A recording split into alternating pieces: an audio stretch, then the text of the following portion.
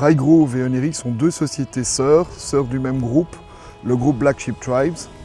Alors les deux sociétés, Onirics et iGroove, se différencient par des modes de management différents.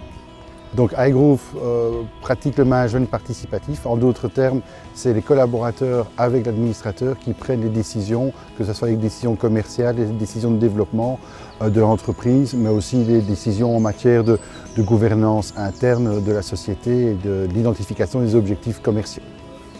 Et Onirics est une société qui fonctionne en autogouvernance et en intelligence collective.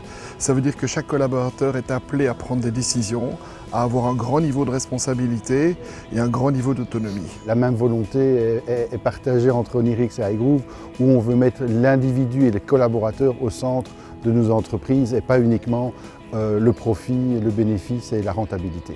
Alors le métier d'Onirics, c'est la consultance en informatique, spécialisée dans le développement d'applications sur mesure. Pour iGroove, c'est exactement les mêmes services. On a des clients dans la fonction publique fédérale et régionale, mais on a aussi un service de mise à disposition de collaborateurs avec une grande expertise auprès de nos clients tant dans le privé que dans le public.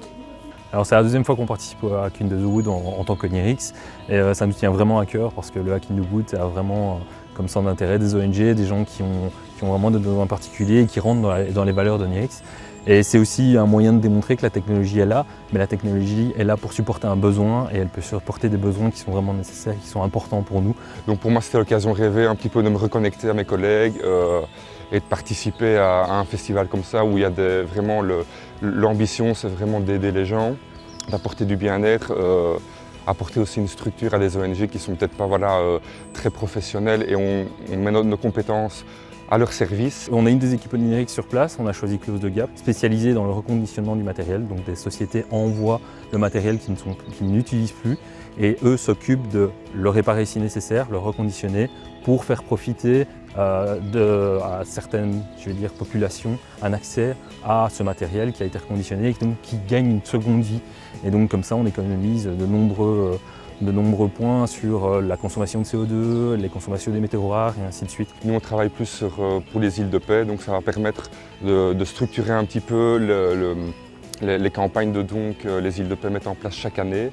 De savoir, à tel endroit, ça marche bien, est-ce qu'il faut intensifier les campagnes ou pas. Donc on a choisi ce projet aussi parce que c'est vraiment en lien avec nos valeurs et l'éco-responsabilité. Donc, au sein d'Onirics, on a vraiment un grand intérêt dans le bien-être des employés. Vraiment se sentir bien dans ses baskets, dans son boulot. Mais aussi dans le bien-être de la planète.